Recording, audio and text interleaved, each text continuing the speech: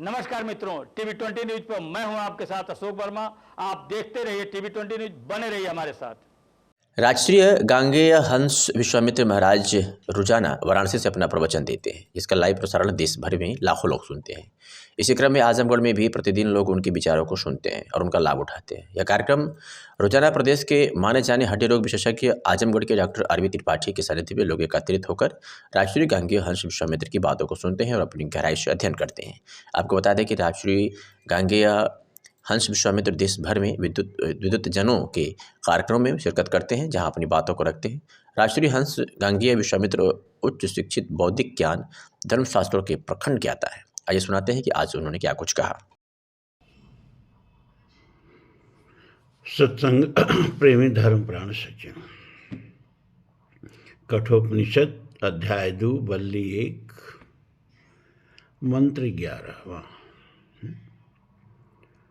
मन से वेद माप्तव्यम नेह नानास्त किंचन मृत्यो स मृत्युम गच्छति य इह नानेव पश्यति। मन से देवम मन से वेद माप्तव्यम, मन से माने मनसा एव इदम आप्तव्यम। उपनिषद कह रहा है कि मन से ही यह परमात्म तत्व प्राप्त किए जाने योग्य है। आगे व्याख्या करेंगे इसमें, पर इसका शब्दार्थ देख लीजिए कि मन से ही यह परमात्म तत्व प्राप्त किए जाने योग्य है। मन से ही, मनसा एव इदम आप्तव्यम, मन से वेद माप्तव्यम, इसका पद विच्छेद करेंगे तो हो जाएगा मनसा एव माने मन से ही, इदम माने यह आत्म तत्व, आप्तव्यम माने प्राप्त करने योग्य है। नेह, नेह का हो जाएगा न धन इह, नेह नानास्ति किंचन, मतलब यहाँ तनिक भी नानात्व नहीं है, एक है। इसका भी आगे व्याख्या करके शब्दार्थ देख लीजिए। नेह नानास्त किंचन, किंचन माने कुछ भी, नाना अस्ति, नाना अस्ति मतलब विविधता, अस्ति माने है, न माने नहीं, यानी कोई भिन्नता नहीं है, एक ही है, एको हम द्वितीयो नास्ति। मृत्यु सह मृत्युम गच्छति यह यो नान्यो पश्यति। लेकिन जो यहाँ नाना तो देखता है वही मृत्यु से मृत्यु को प्राप्त होता है, क्योंकि वो सत्य नहीं देखता है। सत्य देखता तो मृत्यु से मृत्यु को प्राप्त नहीं होता। अब इसकी व्याख्या देखिए। मनसा एव इदम आप्तव्यम, आप हैं क्या?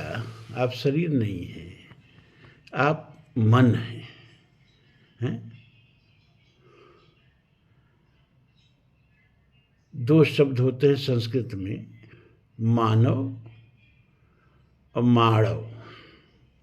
मानव माने मनुष्य होता है, माणव माने पशु होता है। तो दोनों में किस चीज का अंतर हो गया? नौ का। इधर बीच में न आया है, मा न व, नौ नौ बीच में आया है, और वहाँ अड़ बीच में आया है, माड़ व।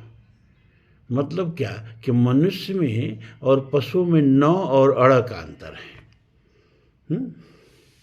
मतलब मनुष्य कौन है? मनसा शिव्यते इति मनुष्य, जो मन से जिए, मनोरूप हो के जिए, या जो मनोरूप ही है वह मनुष्य है। जो शरीर रूप नहीं है, मनोरूप है। आप कैसे हैं? जैसा आपका शरीर है आप वैसे नहीं हैं, जैसा आपका मन है आप वैसे हैं। और पशु उसका जैसा शरीर है वैसा ही है। आपका दो विग्रह हो गया, एगो मनोमय विग्रह हो गया, एगो ये शरीरमय विग्रह हो गया। लेकिन पशु का शरीरमय विग्रह ही होता है, वो जैसा है बाहर भीतर एक जैसा है।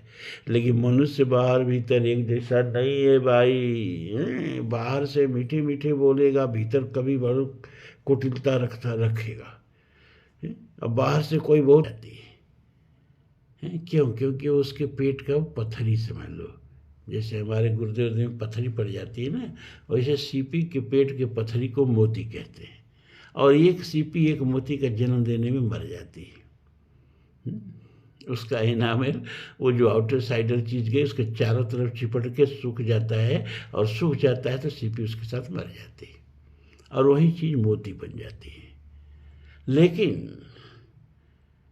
हम मोती देखते हैं, हम ये नहीं जान पाते हैं कि किस चीज से उत्तेजित होकर एनामेल मोती में बदल गया, ये नहीं पता चलता है। बात समझिए ठीक से, है ना?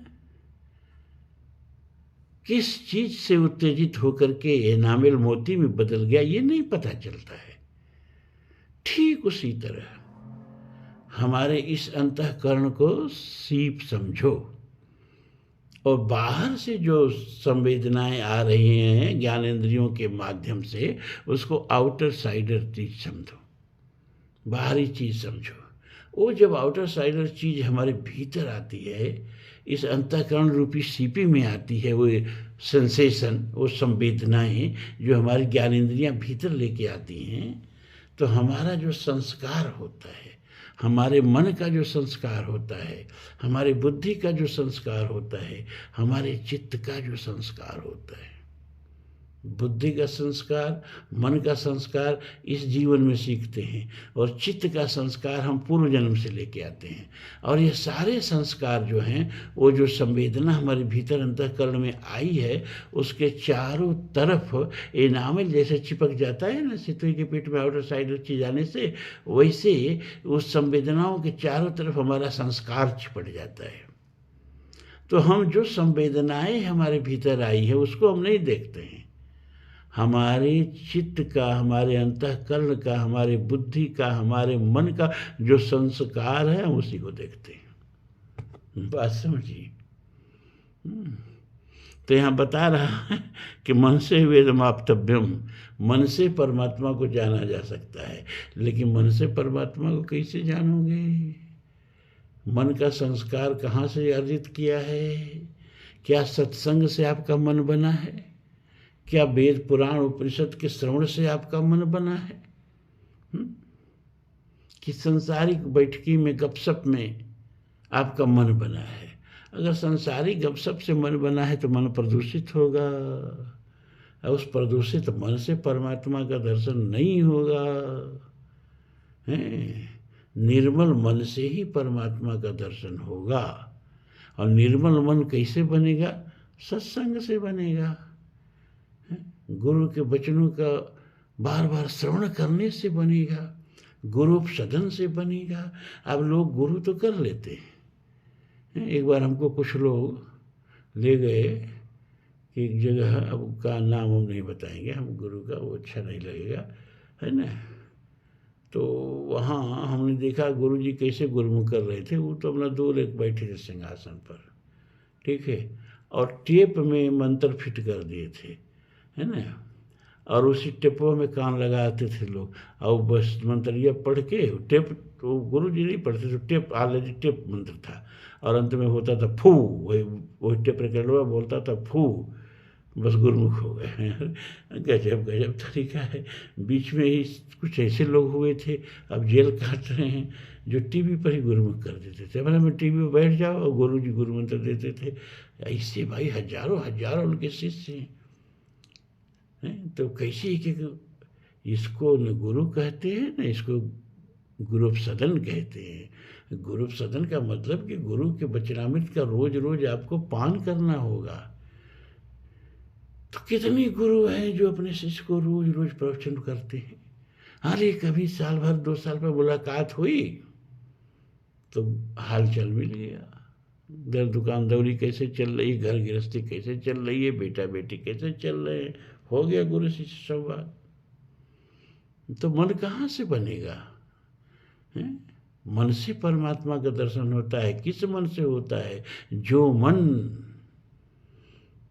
गुरु सदन से, गुरु के चरणों में बैठने से, गुरु के वचनामृत का पान करने से, जो मन सत्संग करने से निर्मल हो चुका हो, तो परमात्मा कहते हैं कि निर्मल मन जन सो मोहि पावा, अमोहि कपट छल छिद्र न भावा। कबीर कहते हैं ऐसा मन निर्मल हुआ जैसे गंगा नीर, पीछे पीछे हरि चले कहत कबीर कबीर। तो ये मंत्र यहाँ आपको ये बता रहा है कि परमात्मा तो मन से ही मिलेगा, लेकिन आपको मन को पहले धो धा के निर्मल प्रांजल करना होगा और उसके लिए आपको सत्संग करना होगा। अमृतो स मृत्युम गच्छति येनानि पश्यति।